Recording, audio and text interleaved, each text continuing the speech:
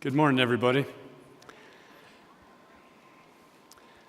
I was originally going to use this 20 minutes to give a detailed explanation of how to descale and sanitize a commercial ice maker, but one of my wiser colleagues counseled against it, saying that you might not be the right audience. So Ice-O-Matic is based here in Denver, Colorado, and we are about the fourth largest manufacturer of commercial ice machines in the world. Here's our factory right at I-70 in Havana, and we employ about 230 people, and the great majority of those are right here in Denver, and we integrate pretty much all of our operations right there in our facility in Denver. Here's a timeline for the company. You can see that we started doing business in 1952. Our official name is Mile High Equipment Company.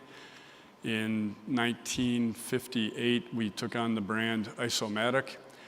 And we enjoyed relatively slow but steady growth in the 60s and 70s. And as far as getting into the export markets, export business, it really started more actively in the 1980s. We hired several export management companies. I worked for one of those in the 1980s. We represented Ice-O-Matic in the Middle East. And in 1989, we hired our first international sales manager, who happens to be the president of the company today. That's really when focus and dedication of resources to our export effort began, although even by that time, it had grown somewhat. In the 90s, we hired sales managers for Europe, Latin America, Asia. I was the Europe guy at that time. Celebrated our 50th anniversary, as you see, in 2002. And really, as a company, as a brand, we've enjoyed a lot of strong growth, both in the United States and internationally in these last 15 years or so. To the point where international sales have become a significant part of our operations. A couple more milestones. In 2014, we started to stock and hold inventory in a warehouse in Europe. We hired a dedicated Europe, Middle East, Africa sales manager. And in 2014, we set up our own operation in China. As you might expect, over the years, we've secured quite a few chain accounts, both within the US and internationally. Some of those are US-based, and you could say to some extent they've taken us overseas. But here's a snapshot of the chains, some of the chains that we do business with in China. And a couple of them I'm sure you'll recognize. This morning, Craig mentioned the Starbucks in Shanghai. Well, they have our ice machines. But I'd be willing to bet that you don't recognize at least some of those names. And the point is, yes, you can manufacture here in Colorado and successfully export to challenging markets like China. But even more significant, just about all of that is incremental business for our company, business that you wouldn't secure without having a presence in that market. So what's the process, or what has been the process for Ice-O-Matic of getting into the export business? So I wouldn't necessarily suggest if you're just looking at this as a new activity that you jump headlong into the export fray. You can do this little by little, and as you saw from our timeline, we have in fact taken decades to get to the point where we are today. Very fundamentally, you of course have to determine if your product or package of services is exportable.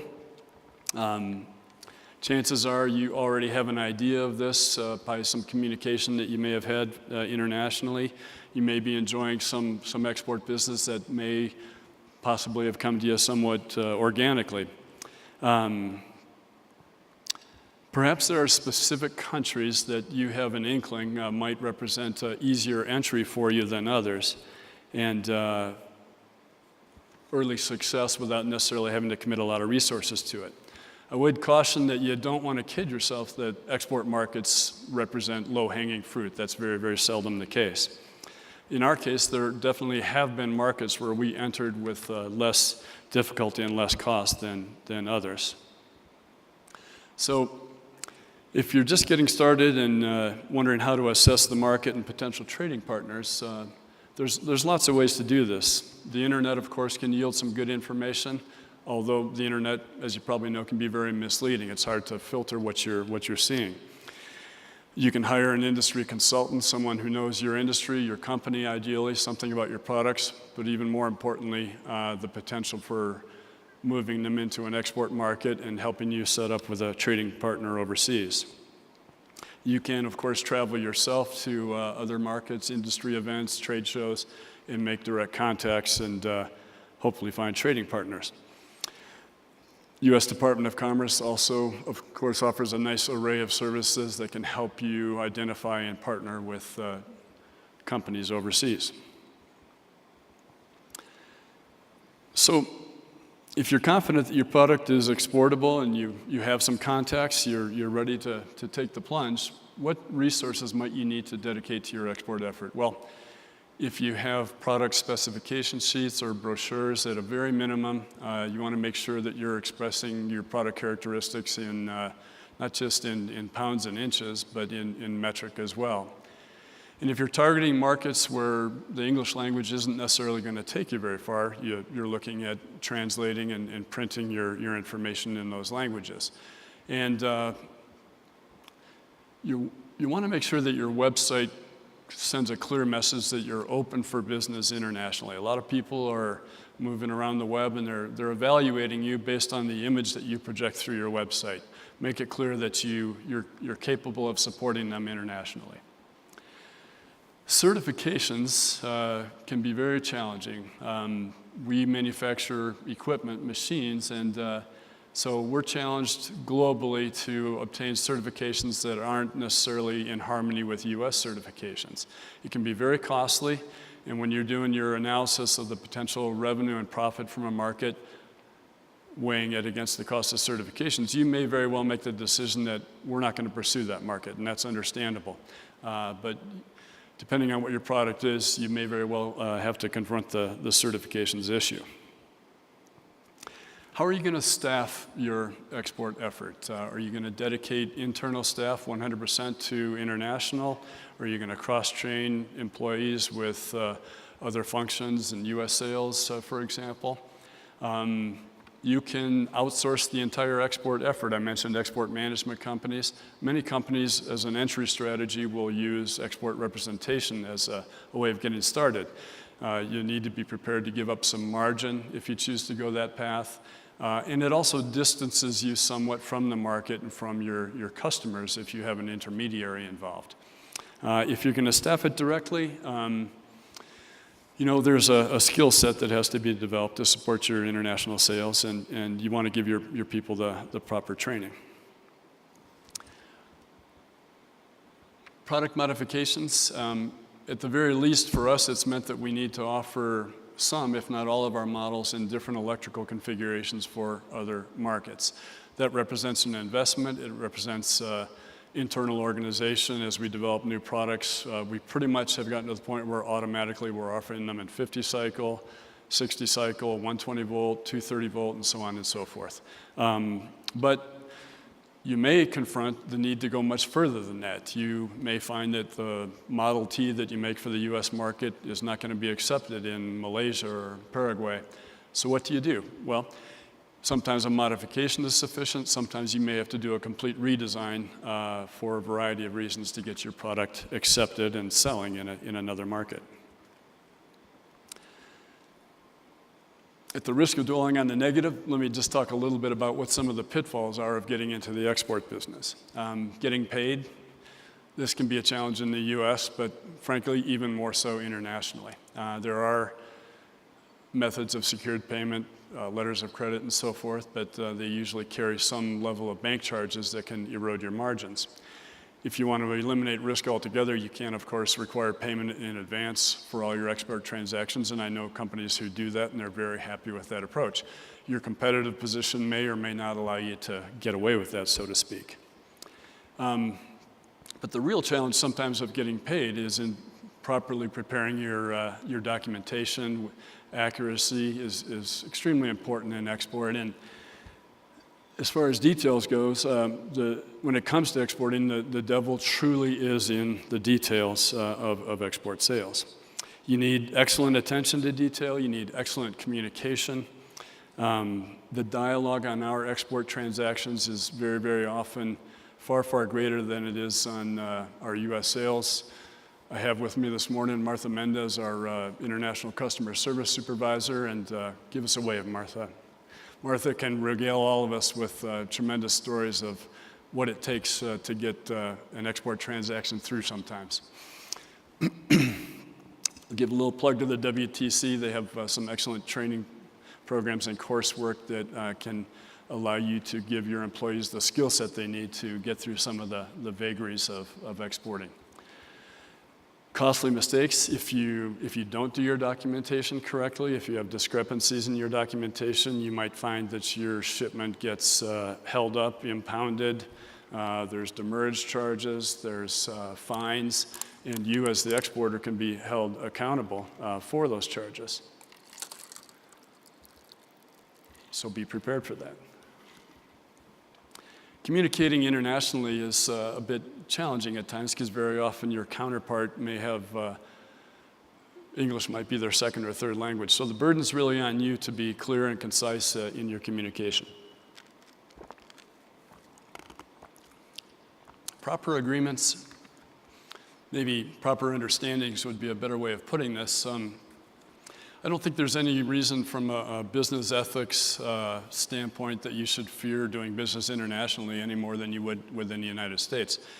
But it does require some really good, clear communication up front as to, in order to reach a proper understanding with a potential trading partner. You need to establish expectations, what you expect from them, make clear what you're willing to do for them and with them, and set yourself up for success. Don't assume anything. It's relatively easy to do business in the United States because we share a common culture and mentality towards conducting business. You have to step outside that comfort zone when you're getting into the export business. If you are going to have a written agreement with your overseas trading partner, my suggestion would be that you keep it quite simple and concise. Again, set yourself up for success on that front. In a more positive vein, what's the upside of export business? Well, certainly we're all looking for growth. Our export business for our company, by and large, represents incremental business. I know of some companies in our industry, the food service equipment business, who have taken a very selective approach to exporting, and I even know of some companies who have decided to pass entirely on it, and that probably has a lot to do with not just their mentality, but the nature of their product, and sometimes that's a wise decision. But when you reach the point that export sales represent, I don't know what the magic number is for your business, 3, 5, 10% of your business, you'll reach a point where you certainly don't want to turn your back on that business, and on the contrary, you want to invest in it to aggressively grow it, which is a strategic decision we've made over the years.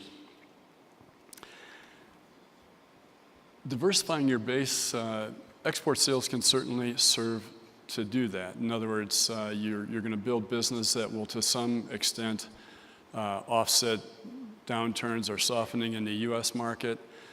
In our case, ice and ice equipment can be a very seasonal business, and over the years as we've built sales in markets like Australia and regions of the globe that are warm year-round, it certainly does serve to not only offset downturns in the U.S. market, but soften that seasonal factor in our business, which as a manufacturer is quite valuable to us from the standpoint of planning, manufacturing, and holding inventory.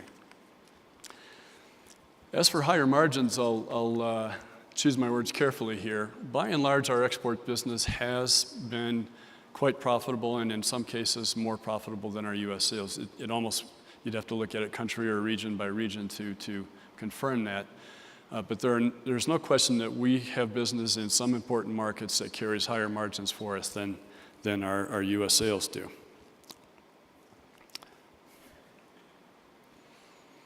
So this statement might show just a tiny bit of bias on my part, but having had many years in the export business, I can say it certainly floats my boat, and I find it just so much more fun to do business internationally than I might have if I'd been selling ice machines in the United States. And I know that a lot of our colleagues take great pride in the fact that we've become a global supplier, and they really invest a lot of time and effort into integrating international sales into our overall operations. So I'd like to wrap up just by sharing with you some of our success stories internationally, sort of confirming the fun part.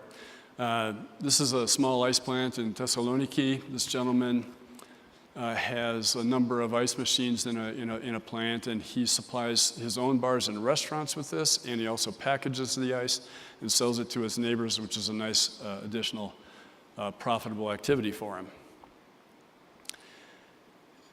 4 years ago, we did not do any business in Cambodia. Our regional manager in Asia found a good partner for us, and they have brought us several chains, such as Tube Cafe, which again represents purely incremental business for us. Our sales in Cambodia have gone up nicely each of the last several years, and we expect that to continue to grow. Mexico is one of the first markets that we got into with export sales, and continues to be a very, very strong and important market for us. Here in this photo, you see beer being chilled on ice, which is a very common retail tool in Mexico, where if you don't display and sell your beer on ice, you're going to lose a lot of sales. So that's been a source of a lot of volume for us in that country. I posted this photo several weeks ago into my presentation and did not anticipate the timeliness or impact of it that we're all hearing about today. But this gentleman operates an ice plant in Gaza City. He started buying our ice machines about 14 years ago, and he has quite a few of them, and he obviously packages and resells the ice. And the story behind this photo is quite interesting. If you want to grab me later, I'll tell you some more. Another ice plant in Mexico. Here you see a couple of guys toting 25 kilo, 55-pound bags of ice for delivery in Medellin. And a little bit closer to home, in Canada, it's quite common in smaller towns and secondary cities to have purified water plants as the point where you would buy your water for consumption. And we've been very successful in marketing our ice equipment to a lot of these water plants. Here you see our ice machines on bagging equipment for packaging and resale.